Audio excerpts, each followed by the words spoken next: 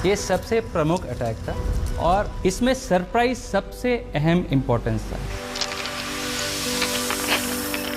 Railway line के साथ साथ आगे बढ़कर रेलवे स्टेशन को कैप्चर करने का टास्क मिला था। एक कंपनी के होने का अनुमान था, परंतु जैसे जैसे वक्त पास आने लग गया तो ये पता चला कि यहाँ पर एक कंपनी से ज़्यादा की नफरी है।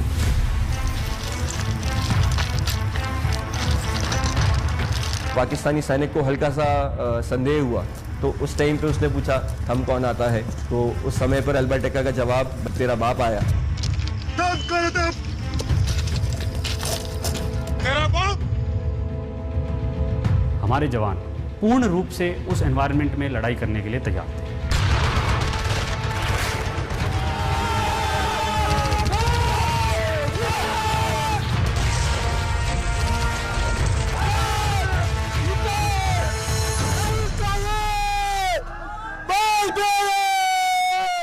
नमस्कार, जय हिंद, वंदे मातरम। मैं हूं श्वेता सिंह। 1971 में भारत पूरी कोशिश कर रहा था कि पाकिस्तान के साथ युद्ध को टाला जा सके। वो ये कोशिश कर रहा था कि जो उसका सियासी संकट है उसका समाधान वो अपने देश के भीतर ही अपने नागरिकों के साथ ढूंढ ले। लेकिन पाकिस्तान ने ये करना तो दूर, उसने तो भारत की सीमा में अतिक्रमण करना शुरू कर दिया। और उस समय भारत को तैयार रहना जरूरी था, यानी कि हिंदुस्तान ने अपनी तरफ से ईमानदार प्रयास किए युद्ध को टालने के लिए, लेकिन युद्ध की तैयारियों में कोई कमी नहीं छोड़ी। इसीलिए जिस दिन पाकिस्तान ने हमारे पश्चिमी सीमा से लगते हुए अलग अलग एयरबेसेस को बॉम्ब किया, उस समय हिंदुस्तान ने पूर्वी मोर्चे को पूरी तरीके से खोल दिया। आज हम आपको युद्ध के पहले दिन की लड़ाई की वो कहानी सुनाते हैं जहां ईस्टर्न सेक्टर में इकलौता परमवीर चक्र मिला।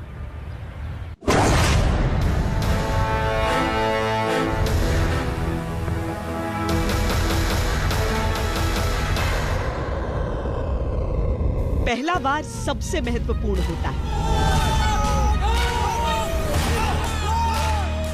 और सबसे निर्णायक भी। बैटल ऑफ गंगा सागर एक काफी यूनिक लड़ाई है। सबसे पहले अगर 1971 वॉर के बारे में ही बात करें तो ये सबसे पहला अटैक है जो हुआ। पहला वार युद्ध की दिशा तय करता है। पहला वार ही युद्ध का अंजाम तय करता है। भारतीय सेना द्वारा पहला अटैक था जिसकी सफलता पर पूरा देश और सेना का मनोबल निर्भर करता था।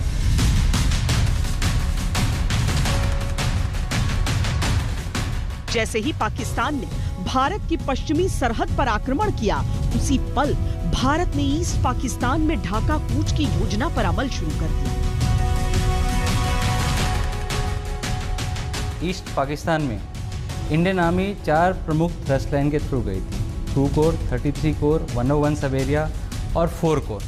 4 कोर जो अगरतला के रास्ते ईस्टर्न थ्रस्ट से ढाका की तरफ जा रही थी, ये सबसे प्रमुख अटैक था और सबसे छोटा अप्रोच था ढाका के लिए।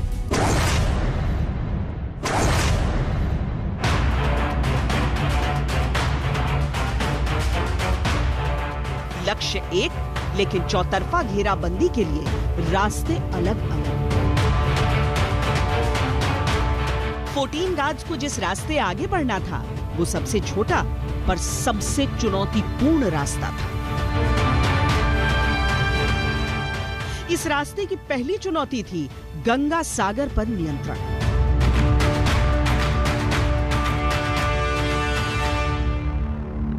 गंगा सागर जो है अखौरा डिफेंसेस का एक मुख्य पार्ट था। उससे तकरीबन 2 किलोमीटर साउथ में ये गंगा सागर जो रेलवे स्टेशन है, इस रास्ते से हम अखौरा की तरफ भी अटैक कर सकते हैं। गंगा सागर रणनीतिक तौर पर बेहद अहम था। गंगा सागर में रेलवे स्टेशन था। ईस्ट पाकिस्तान में रेल यातायात का बेहतर तरीका था क्योंकि सड़कें या ब्रिज सही हालत में नहीं थी। इसके अलावा गंगा सागर से होकर 3 मुख्य इलाकों को सड़कें जाती थी और इसीलिए इस जगह की सुरक्षा के लिए पाकिस्तान ने जोरदार बंदोबस्त कर रखे थे। हमको ये ऑब्जेक्टिव जब मिला उससे पहले करीब 10 दिन पहले 19-20 नवंबर की रात को हमारे दस्ते वहाँ पर अंदर गए, उनने उस एरिया को रेकी करा। उसमें उनको समझ में आ गया कि हमारा जो ऑब्जेक्टिव है वो एक ऐसा इलाका है जहाँ पर घर भी होंगे, जहाँ पर गांव भी होंगे, जहाँ पर जो उनकी सैनिक, उनकी जो फौज है वो अच्छी बढ़िया अपनी पोजीशंस बना के बैठी होगी, जिसके अंदर से वो आसानी से हमारे ऊपर फायर डाल सकते हैं। ये सब जान लेने के बाद ही जो योजना थी, उस योजना को अंतिम जो हम फाइनल प्रिपरेशन या फाइनल प्लान जो हम आखिरी में कोऑर्डिनेट करते हैं, उसको उसके अनुसार ही ढाला गया। गंगा सागर में दुश्मन का मुख्य डिफेंस ऊंचाई पर स्थित था। आसपास की जमीन दलदली थी और अतिरिक्त सुरक्षा के लिए चारों ओर उसने बारूदी सुरंगें बिछाकर रखी थी। 14 गार्ड्स की 2 कंपनियों पर जिम्मा था रेलवे स्टेशन को कैप्चर करने का। ऊंचाई पर बैठा दुश्मन, अपने चारों ओर बारूदी सुरंग की बाउंड्री बनाकर बैठा दुश्मन, कंक्रीट के बंकरों में छिप कर बैठा दुश्मन। स्थिति बहुत विकट थी, बहुत मुश्किल था यह मुकाबला। लेकिन यहां 14 गार्ड्स के बारे में हम आपको एक अहम जानकारी देते हैं। दरअसल इस बटालियन को जब रेज किया गया था तो इसका जो प्राइमरी ऑब्जेक्टिव था वो था काउंटर इंसर्जेंसी।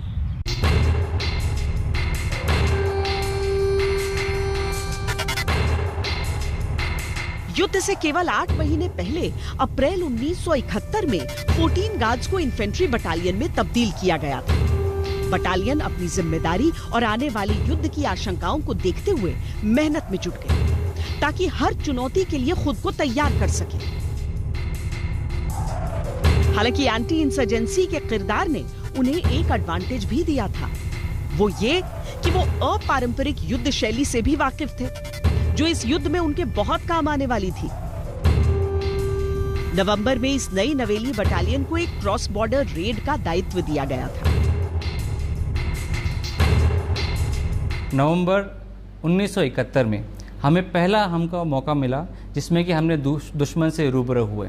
उसमें बैटल ऑफ ढलाई अखौरा से 3 किलोमीटर आगे, बॉर्डर से 3 किलोमीटर पहले एक हिल ग्राउंड के ऊपर में एक टी एस्टेट था। इससे पहले यहाँ पे जब रेड किया गया था तो 2 इन्फेंट्री बटालियन सक्सेसफुल नहीं हुए थे। उसके बाद हमारी बटालियन को सेलेक्ट किया गया था। इसमें हमने अटैक लॉन्च किया और इसमें हमारे 2 जवान शहीद हुए और 84 पाकिस्तानी सोल्जर्स को हमने निस्तनाबूद किया था। 14 गार्ड्स ने जिस तरह इस ऑपरेशन को अंजाम दिया, उसने इस बटालियन पर अधिकारियों का भरोसा बढ़ा दिया। इसीलिए जब युद्ध में कूच का बिगुल बजा तो इन सैनिकों को प्रमुख जिम्मेदारी दी गई। जो टास्क और जो रोल हमें दिया गया था, जिसमें कि रोल हमारा था कि पूरी एक माउंटेन डिव का हमें एडवांस लीड करना था और इसी रोल को करने के लिए 3 टास्क बेसिकली दिए गए थे, जिसमें गंगा सागर कॉम्प्लेक्स को कैप्चर करते हुए अगरतला अखौरा बामन बरिया रोड को जल्दी से जल्दी अपने एक्सेस ऑफ मेंटेनेंस के लिए खोलना और साथ ही में दुश्मन के चोमिला अखौरा बामन बरिया रूट को उनके रसद आपूर्ति को बाध्य करना था। गंगा सागर का इलाका जिस तरह का था उसके लिए अपारंपरिक तरीकों के इस्तेमाल की आवश्यकता थी। टारगेट के इर्द गिर्द बहुत अधिक जगह नहीं थी, इसीलिए हमले की दिशा सीमित थी। क्योंकि दुश्मन ऊंचाई पर था, इसीलिए सरप्राइज बनाकर रखना था, यानी तोपखाने का सपोर्ट तब तक मुमकिन नहीं था जब तक हमले की बारी ना आ जाए। इस हमले की तैयारी इतनी गुप्त रखी गई थी कि साथ में जो मुक्ति वाहिनी के योद्धा थे उन्हें भी टारगेट की भनक नहीं लगने दी गई। इसमें सरप्राइज सबसे अहम इंपॉर्टेंस था। अगर सरप्राइज मिलेगा, दुश्मन चौकन्ना नहीं हो पाएगा और इस शॉक एंड ऑ के कारण हम जल्दी से जल्दी दुश्मन पे कैप्चर कर सकते हैं। लेफ्टिनेंट कर्नल वी एन चन्ना एक बहुत ही सजे हुए सैनिक अधिकारी थे। उन्होंने पलटन की ट्रेनिंग, प्लानिंग, मूव, कैसे बंदों को उस एनवायरनमेंट में ट्रेन करना है, इस सब की तैयारी बड़े ही मंझे हुए तरीके से की थी, जिसकी मदद से हमारे बंदे, हमारे जवान पूर्ण रूप से उस एनवायरनमेंट में लड़ाई करने के लिए तैयार थे। 5 घंटे चलने के बाद सैनिक गंगा सागर के दक्षिण में मनियाल नाम की जगह पहुंचे थे। यहां से दुश्मन के इलाके पर बारीक नजर रखी जा सकती थी। सैनिक लगभग पूरा दिन वहीं रहे और दुश्मन की एक एक हरकत को देखते रहे। सुरक्षा बहुत कड़ी थी, लेकिन सबसे जरूरी था यह समझना कि किस इलाके में बारूदी सुरंग नहीं है, क्योंकि अगर एडवांस के साथ ही माइन फट जाती तो अव्वल तो यह कि सरप्राइज नहीं रहता, दूसरा दुश्मन सामने से देख सकता था और वो चुन चुन कर वार कर सकता था सब पर। तो सैनिकों ने 24 घंटे का ऑब्जर्वेशन किया और उसमें उन्हें यह ध्यान में आया कि बाकी इलाके तो नहीं, लेकिन हाँ, रेलवे ट्रैक से लगता जो इलाका था वहां पर पाकिस्तानी सामान्य मूवमेंट कर रहे हैं। यानी आगे की तरफ बढ़ना था तो दलदली जमीन से होकर नहीं गुजरना था, उस रेलवे ट्रैक के साथ साथ आगे बढ़ना था। लेकिन इसका सीधा मतलब यह भी था कि दुश्मन देख सकता था।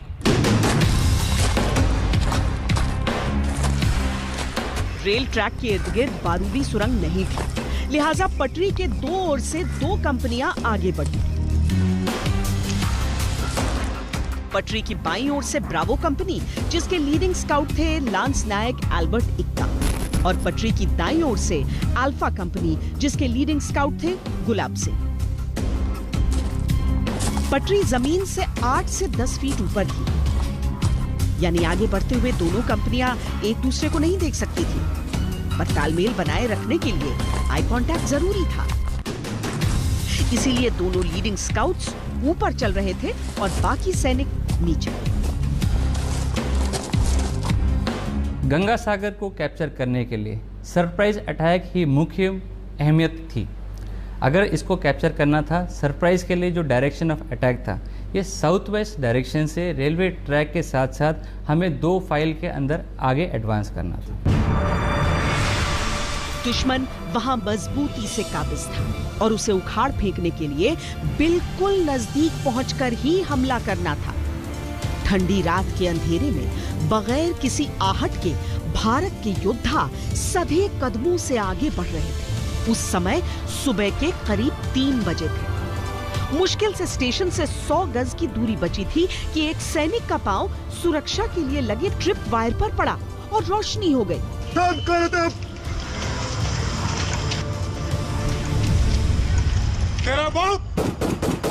पाकिस्तानी सैनिक को हल्का सा संदेह हुआ तो उसने, जैसे चैलेंजिंग प्रोसीजर होता है फौज में, कोई भी अगर आ रहा हो ये पहले ये पता कर रहा था कि वो दोस्त है कि दुश्मन, कहीं दोस्त पे गलती से गोली ना चल जाए, तो उसने चैलेंजिंग प्रोसीजर करा। तो उस टाइम पे उसने पूछा, जैसे हमारे यहाँ पूछते हैं थम कौन आता है, तो उस समय पर अल्बर्ट एक्का का जवाब भली बात लोगों को मालूम है कि तेरा बाप आया। और उसके बाद ही जब पाकिस्तानी लोगों को समझ में आया कि ये तो इंडियन आर्मी आ गई है इतना करीब, तब 4:17 पे पहला फायर हमने दुश्मन से ड्रॉ करा।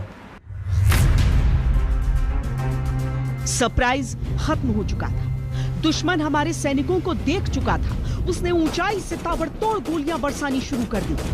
चूंकि ट्रैक के अलावा दूसरी जगहों पर बारूदी सुरंग होने की पूरी आशंका थी, सैनिक अपने रास्ते को छोड़ नहीं सकते थे और वहां बिना आड़ के बने रहने का मतलब था दुश्मन की गोलियों का शिकार हो जाना। भारत के शूरवीरों ने पूरी शक्ति लगाकर धावा बोल दिया। तेजी से दुश्मन की तरफ दौड़े। चंद पलों में गुत्थम गुत्था की लड़ाई छिड़ गई।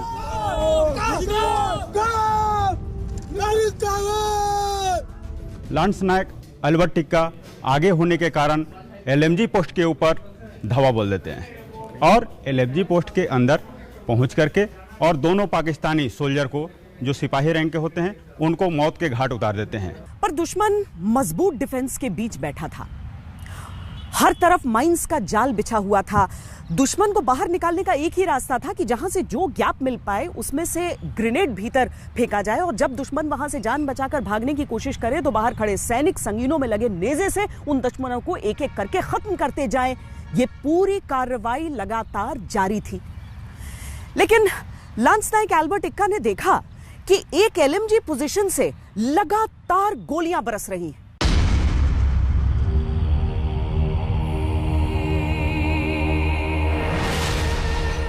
मशीन गन पोजीशन से आती हुई गोलियां आगे बढ़ना मुश्किल कर रही थी। लांस नायक एल्बर्ट इक्का आगे बढ़ते हुए घायल हो चुके थे, पर वो समझ रहे थे कि गन पोजीशन को खामोश किए बगैर आगे नहीं बढ़ा जा सकता। पहले मोर्चे वाले अटैक में अल्बर्ट इक्का के पेट में काफ़ी गोलीबारी के कारण काफ़ी वो जख्मी हो गए थे। उनको बताया गया था, ऑप्शन दिया गया था कि आपको हम इवैक्यूएट करें, पर वो इतने जोश और जुनून में थे कि उन्होंने अपनी पर्सनल सेफ्टी की चिंता ना करते हुए आगे बढ़ते रहे।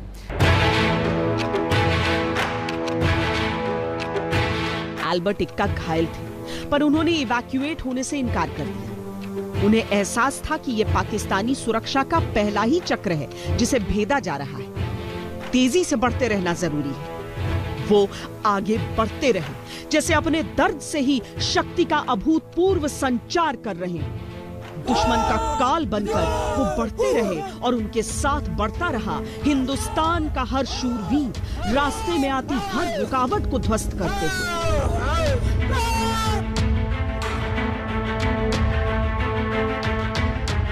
आगे एक मचान के ऊपर एक मीडियम मशीन गन पोजीशन थी, उससे लगातार गोलियां बरस रही थी। भारतीय जवान मुकाबला तो कर रहे थे, पर आगे नहीं बढ़ पा रहे थे। लांस नायक एल्बर्ट इक्का ने निश्चय किया कि वो उसे निरस्त करेंगे। एक गैप देखकर ग्रेनेड भीतर फेंक दिया। उस इमारत से लगती एक दीवार थी। लांस नायक इक्का उस पर चढ़ गए। जब इन्होंने ग्रेनेड डाल दिया था, उसके बाद भी जब इन्होंने देखा कि एमएमजी अभी भी फायर कर रही है, तो उन्होंने उस लैडर के जरिए उस मोर्चे को क्लाइंब किया और क्लाइंब करने के बाद में एमएमजी को बाहर खींचा, उसको नीचे गिराया और अंदर जो बचा हुआ सैनिक था उसको जाके मार कराया। लेकिन इसके बावजूद वहां से गोलियां आती ही रही। लांस नायक एल्बर्ट इक्का को अब तक और गोलियां लग चुकी थी, लेकिन मिशन अधूरा छोड़ना उनकी फितरत नहीं थी। उन्होंने आगे बढ़कर सीधा मशीन गन को ही दबोच लिया। भीतर तैनात पाकिस्तानी सैनिक को उन्होंने अपनी बेनेट से मौत के घाट उतार दिया। लेकिन अब तक लांस नायक एल्बर्ट इक्का की हालत बहुत गंभीर हो चुकी थी। इस पूरे दौरान में जो पाकिस्तानी सैनिक था उसने और गोलीबारी की, जिसके कारण एल्बर्ट इक्का को और थोड़े से जख्मी हुए। लांस नायक एल्बर्ट इक्का वीर गति को प्राप्त हुए।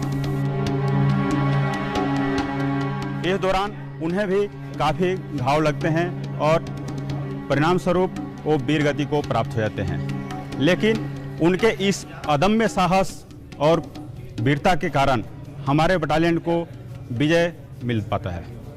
गंगा सागर में संग्राम अब भी जारी था। भारतीय आक्रमण की आक्रामकता इतनी थी कि दुश्मन बुरी तरह बौखलाया हुआ था। उसने गोलाबारी भी की, उसने एयर सपोर्ट का इस्तेमाल भी किया, लेकिन भारतीय आक्रमण इतनी तेजी से आगे बढ़ रहा था कि कोई भी चीज उसके काम नहीं आ रही थी।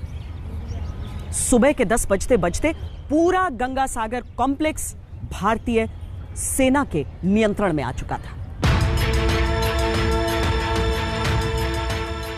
यह जीत बहुत महत्वपूर्ण थी। युद्ध के औपचारिक ऐलान के बाद दुश्मन के लिए ऐसी करारी शिकस्त मनोबल तोड़ने वाली थी। पाकिस्तान के 25 सैनिक इस मोर्चे पर मारे गए। 6 पाकिस्तानी सैनिकों को युद्ध बंदी बनाया गया और बड़ी तादाद में असलहा कैप्चर किया गया। ये लड़ाई इतनी भीषण थी कि 14 गार्ड्स के 3 जेसीओ और 10 सैनिक वीरगति को प्राप्त हुए। हमारे 55 सैनिक घायल हुए थे। लेकिन इस बड़ी कामयाबी ने आगे कई और जीत का रास्ता खोल दिया था। ये यातायात का अहम केंद्र था, पर भारतीय नियंत्रण के बाद पूरे युद्ध के दौरान पाकिस्तान इसका इस्तेमाल नहीं कर पाया। सबसे पहले तो हमारी बटालियन के अंदर जोश था उस टाइम गंगा सागर के विजय के मुख्य साहसी योजना और युद्ध कौशल, तरतीब, गतिशीलता और बहादुर जवानों के अदम साहस के कारण हमने ये लड़ाई जीती थी। लड़ाई में फतेह हासिल करने के बाद में पूरी फॉर्मेशन और इंडियन आर्मी का भरोसा 14 गार्ड पे हो चुका था। 14 गार्ड को उसके बाद में अखौरा से होते हुए ब्रह्मन-बारिया की तरफ एडवांस करने का टास्क दिया गया था। हम इस दौरान भी पूरे डिवीज़न और ब्रिगेड के एडवांस को लीड कर रहे थे।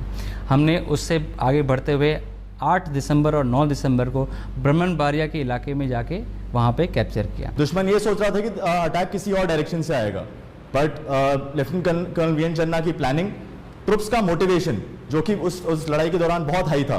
लांस नायक एल्बर्ट इक्का शहीद जैसे सिपाहियों ने इस लड़ाई में ये दिखाया कि एक सैनिक पूरी की पूरी कंपनी को किस तरीके से लड़ाई में जिता सकता है, और यही लांस नायक एल्बर्ट इक्का ने प्रूव किया। 1971 के युद्ध में ईस्टर्न सेक्टर में केवल एक परमवीर चक्र सम्मान दिया गया था और वो मिला था 14 गार्ड्स के लांस नायक एल्बर्ट इक्का को। हालांकि पूरब से लेकर पश्चिम तक हर भारतीय योद्धा का जो पराक्रम था वो बेमिसाल था। रुक रहे एक छोटे से ब्रेक के लिए। ब्रेक के बाद जब लौटेंगे तो आपको बोगरा की लड़ाई की अनूठी कहानी सुनाएंगे। वंदे मातरम।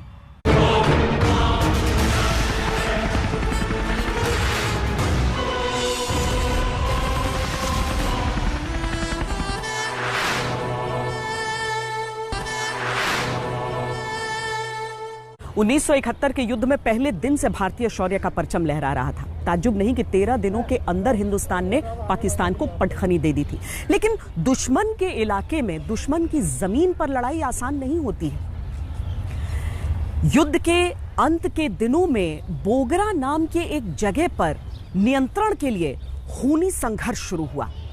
दरअसल हिंदुस्तान तेजी से इस युद्ध को अंजाम की तरफ ले जाना चाहता था और पाकिस्तान चाहता था कि जितनी देरी कर सके उतना वो कर पाए, ताकि अंतर्राष्ट्रीय बीच बचाव से किसी तरीके से उसकी इज्जत बच जाए।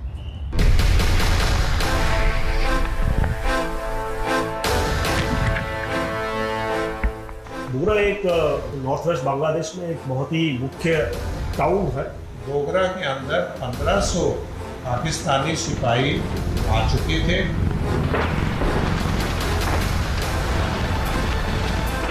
सुबह से लेकर और शाम तक हम लोग लड़ते रहे।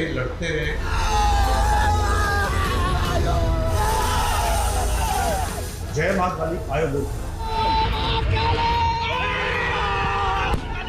ये एक सिर्फ मोटो ही एक ऐसा वाक्य है जो लड़ाई के दौरान हर एक जवान में जोश भर देता है।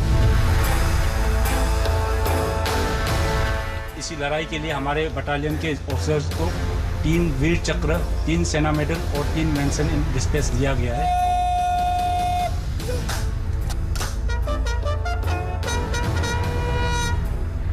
ये 1971 युद्ध का सबसे खूनी संघर्ष था। पाकिस्तान आर्मी को बड़ा क्लियर आदेश था इस समय, आखिरी गोली आखिरी जवान तक यहाँ लड़ाई लड़ने का उनको आदेश दिया गया था। और साथ ही जो हमारा इंडियन आर्मी का एक आदेश था, हमें इस एरिया को क्लियर करना था। ये एक लौती लड़ाई थी जो शहर के बीचों बीच बिल्टअप एरिया में लड़ी गई थी। ऑपरेशन किसी भी बिल्टअप एरिया में करते हैं तो जो डिफेंडर है उसे एक एडवांटेज मिलता है, क्योंकि उसे 45 पोजीशंस ऑलरेडी मिलते हैं। तो अटैकर के लिए काफ़ी ज़्यादा चुनौती का सामना करना पड़ता है। उसके अंदर आप डायरेक्ट असॉल्ट नहीं कर सकते हो, उसके अंदर आपकी डायरेक्ट आर्टिलरी फायर नहीं कर सकती है। अगर आपका हवाई हमला होता है तो उसका भी जो इफेक्ट होता है वो कम होता है, बिल्डिंग्स के ऊपर कम होता है। तत्कालीन ईस्ट पाकिस्तान के पश्चिमोत्तर में बोगरा बहुत अहम शहर था। बोगरा डिस्ट्रिक्ट हेडक्वार्टर था और एक महत्वपूर्ण संचार केंद्र भी। वहां एक बड़ा रेल यार्ड था, एक एयर स्ट्रिप थी और ये ढाका समेत ईस्ट पाकिस्तान के सभी शहरों से सड़क, रेल और हवाई मार्ग से जुड़ा हुआ था। पाकिस्तान की 16वीं इन्फेंट्री डिवीजन और 205 इन्फेंट्री ब्रिगेड का टैक्टिकल हेडक्वार्टर बोगरा में ही था। बोगरा एक बहुत ही बड़ा शहर था, बहुत स्ट्रेटेजिक इम्पोर्टेंस का शहर था। वो उनका लॉजिस्टिक बेस भी था। और जब तक बोगरा के अंदर 1500 पाकिस्तानी सिपाही आ चुके थे और जो वहाँ के ब्रिगेड कमांडर थे, ब्रिगेडियर ताजुमुद्दीन, वो वहाँ के 205 पाकिस्तान इन्फेंट्री ब्रिगेड के कमांडर थे। उन्होंने उसकी डिफेंस का चार्ज ले लिया था। तो क्योंकि ये शहर बिल्टअप एरिया हम इसको कहते हैं। अब तक पाकिस्तान की सेना लगभग हर मोर्चे पर मात खा चुकी थी और हिली से लेकर गोराघाट, जयपुरहाट से लेकर महास्थान तक हर जगह के हारे हुए सैनिक बोगरा पहुंचकर वहां की सुरक्षा को बढ़ा रहे थे, ताकि पाकिस्तान अवश्यंभावी हार को कुछ समय तक तो टाल सके। जहां पर 511 GR ने लड़ाई लड़ी 1971 में, जो बोगरा का एक टाउन था। बोगरा में एक बहुत अहम लड़ाई लड़ी गई ईस्ट पाकिस्तान में उस समय। बोगरा का जो टाउन है वो एक नॉर्थ वेस्ट बांग्लादेश में एक बहुत अहम हिस्सा रखता है। इस महत्व की वजह से पाकिस्तान ने इसे एक बहुत ही अहम तरीके से इसको डिफेंड किया था। एक इंच के लिए लड़ाई लड़ी गई। वहाँ कैप्चर किया था। फिर वहाँ पे पाकिस्तान का 2 बटालियन थे वहाँ। ये वाला टारगेट एरिया, उसके बाद 13 दिसंबर को सेना की अलग अलग टुकड़ियों ने चारों दिशाओं से बोगरा की ओर बढ़ना शुरू कर दिया। योजना के अनुसार बोगरा को हर दिशा से घेरना था और बाकी इलाकों से काटना था।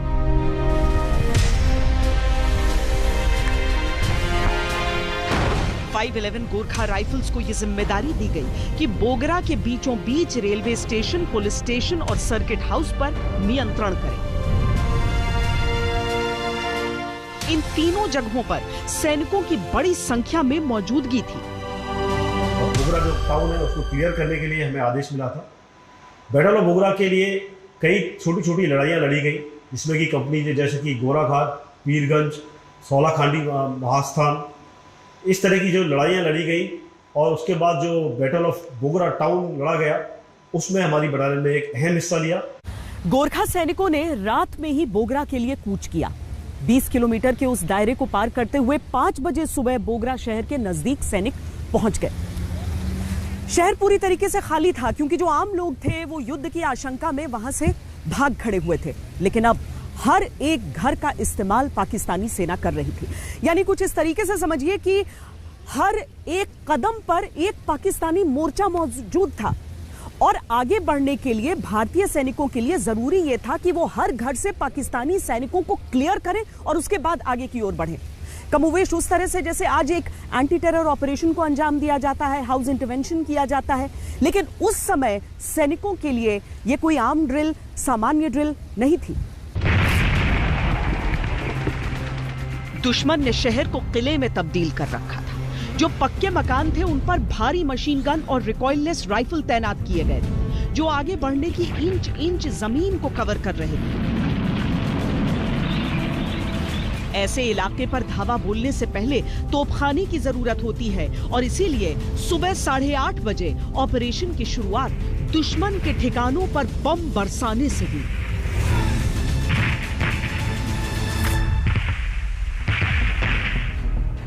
लेकिन इन इमारतों को आर्टिलरी फायर भी बहुत ज्यादा नुकसान नहीं पहुंचा पा रही थी। भारतीय सैनिकों के पास छोटे हथियार थे, जैसे grenade, 3.5 rocket launcher, recoilless gun, पर एक ऐसा हथियार था जिसका नाम सुनकर ही पाकिस्तानियों की हालत खराब हो जाती थी, मोलोटोव कॉकटेल।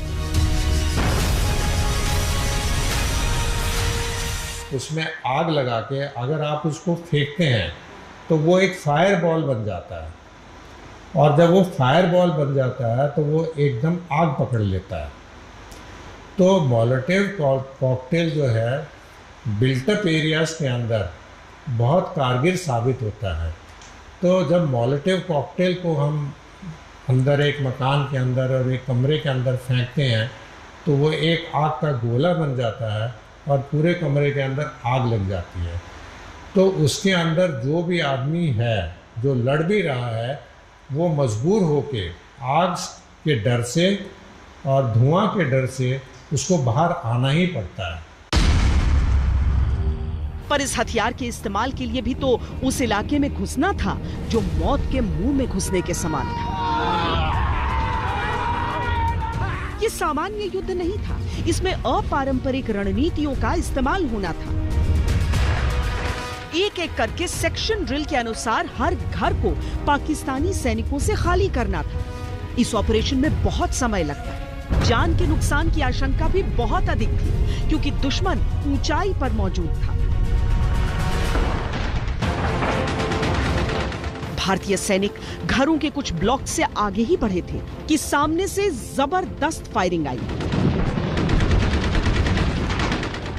ऐसा लग रहा था मानो गोलियों की बरसात हो रही हो। कई सैनिकों को गोलियां लग चुकी थी, लेकिन जिंदगी और मौत के बारे में सोचने का वक्त ही नहीं था। गोरखा सैनिकों का हौसला इतना बुलंद था कि सनसनाती गोलियों के बीच बस बढ़ते जा रहे थे। ग्रेनेड और मोलोटोव कॉकटेल से दुश्मन को ठिकाने लगा रहे थे। जितने भी हमारे सिपाही थे उन्होंने बहुत बहादुरी से लड़ाई लड़ी और बहुत वीरता दिखाई उन्होंने। कमल राय और मन बहादुर थे, ये एकदम असॉल्ट करते थे। असॉल्ट का मतलब ये है कि घर के अंदर जाके और जो भी घर के अंदर दुश्मन ने वहाँ से छुपा हुआ गोली फायर कर रहा है उसको न्यूट्रलाइज करना, उसके लिए बहुत हौसला चाहिए था। ये बहुत समय लेने वाला ऑपरेशन था और खतरनाक भी। हर घर पर मुकाबला करना पड़ रहा था। अफरा तफरी भी थी क्योंकि घर इतने पास पास थे कि सैनिकों की एक टुकड़ी दूसरी टुकड़ी से मिल जा रही थी। दुश्मन अपनी स्थिति का फायदा उठा रहा था, सैनिकों को बेहद नजदीक आने देता और फिर सभी हथियारों से आग उगलता। दोपहर तक भारतीय सैनिक बामुश्किल आधा किलोमीटर ही आगे बढ़ पाए। शाम 5 बजे तक भी सैनिक रेलवे स्टेशन से 1 किलोमीटर दूर ही थे।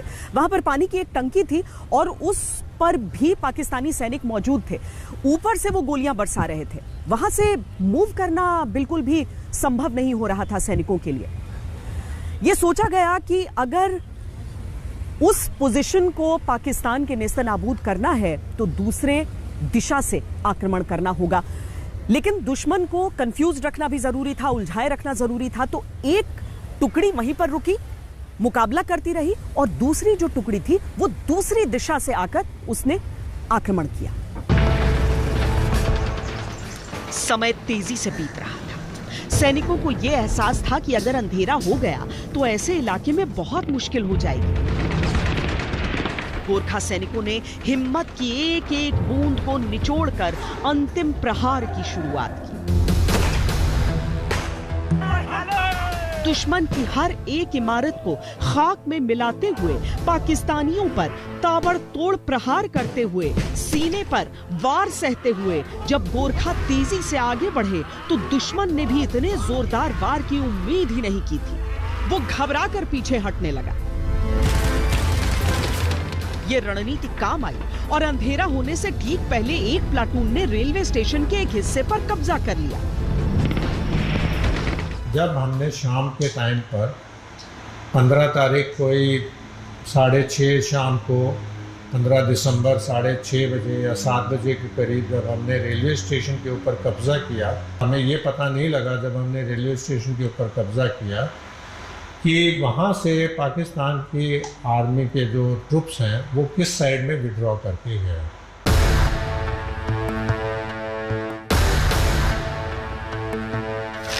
बेहद तेजी से रेलवे स्टेशन का डिफेंस ऑर्गेनाइज किया गया। स्टेशन पर तो कब्जा था, लेकिन दुश्मन इलाके से अभी पूरी तरह साफ नहीं हुआ था।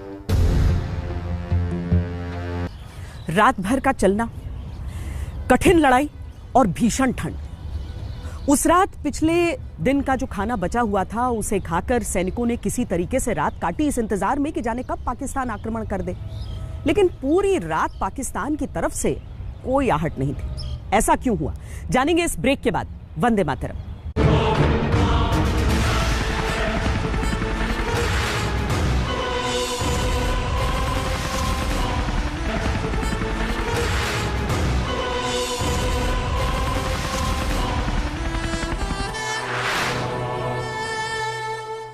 भारत की तरफ से सरेंडर के शर्तों की घोषणा हर जगह की जा रही थी। रेडियो पर भी यह प्रसारण हुआ था कि जो भी पाकिस्तानी सरेंडर करेगा उसे युद्धबंदी बनाया जाएगा और अंतर्राष्ट्रीय नियमों का पालन किया जाएगा, उसकी जान को बख्श दिया जाएगा। बोगरा में जो पाकिस्तानी सैनिक छिपे हुए थे उन लोगों ने भी इस घोषणा को, इन शर्तों को सुना।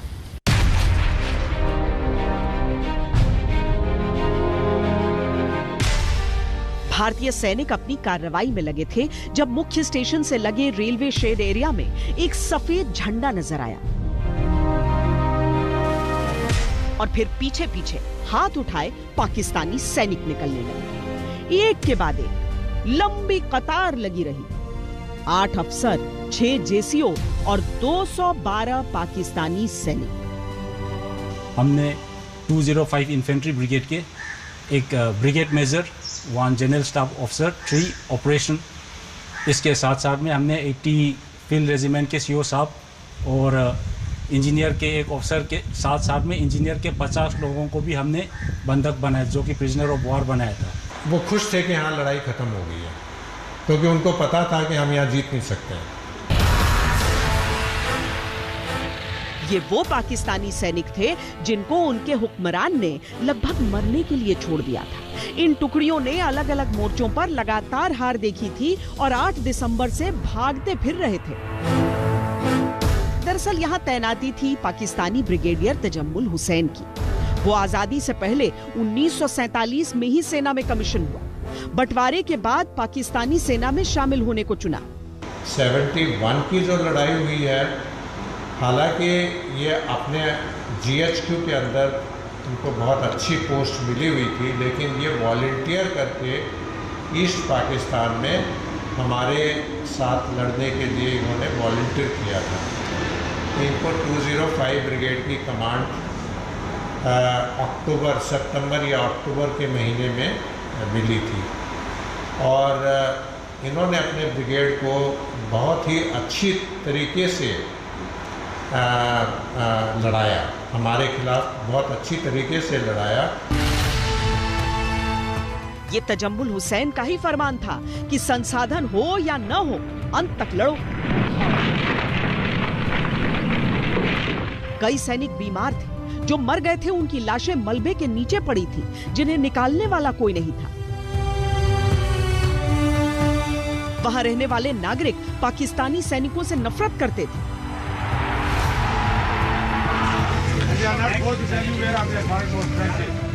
रेडियो पर सरेंडर वाली खबर सुनने के बाद पाकिस्तानी सैनिकों ने अपने कमांडर के निर्देश मानने की जगह आत्मसमर्पण करने का निर्णय ले लिया।